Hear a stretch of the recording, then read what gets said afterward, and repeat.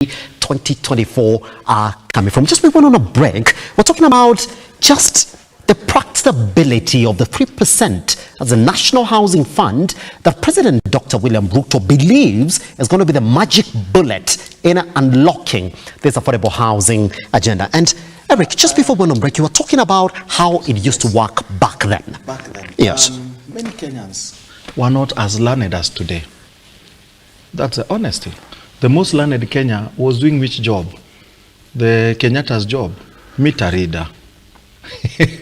That was the most learned person who could do English and understand this meter is saying this thing and this thing. Meter reader was one of the very learned people. And then carpenters and welders. Mechanics, no. You will not make a Mzungu's car. He will take it to Titidobi, which was there, or take it to Toyota Kenya and whichever. Yes, these companies were there. So, what happened? When many people, the black people, were coming out, getting informed, coming into cities, they never had where to live. Kibera wasn't there. Kibera started the other day. Yes. So what happened? Mzungu built houses for them. And these houses, you are to pay a bit of money, and that's why there was an issue of housing in Nairobi as time went by. You would find some places, even nyumba inatoka 500 mpaka wa leo.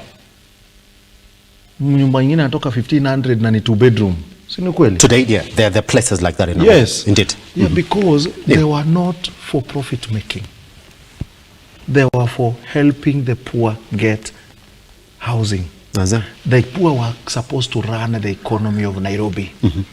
There were the people who were working in Kenya Railways, so Kenya Railway housing were made. Yes.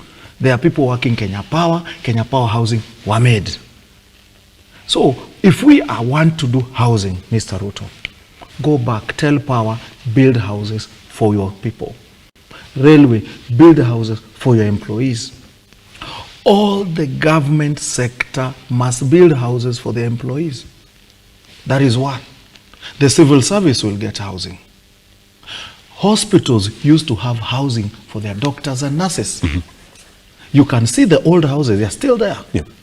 Ministry of Health, build houses for your employees.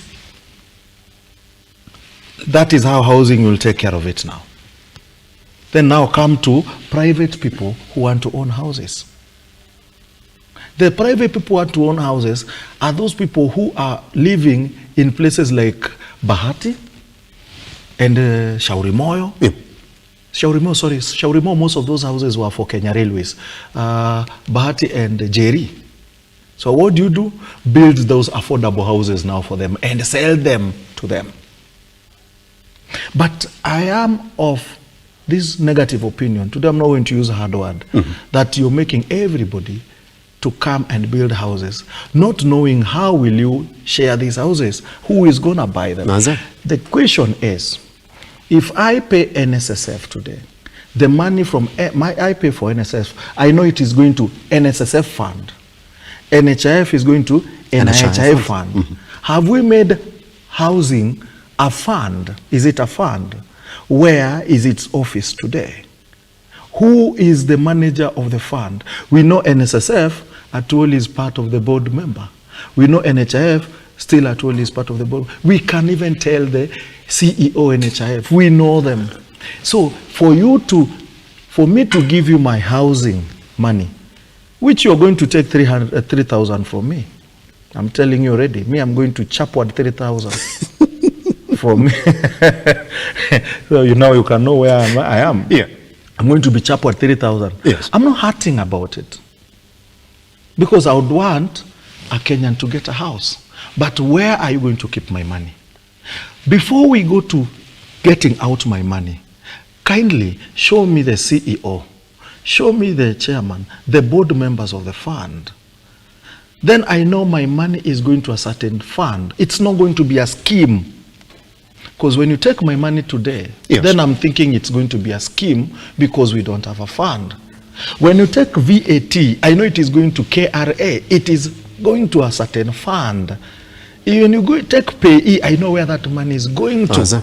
But when you take housing, where are you taking my money?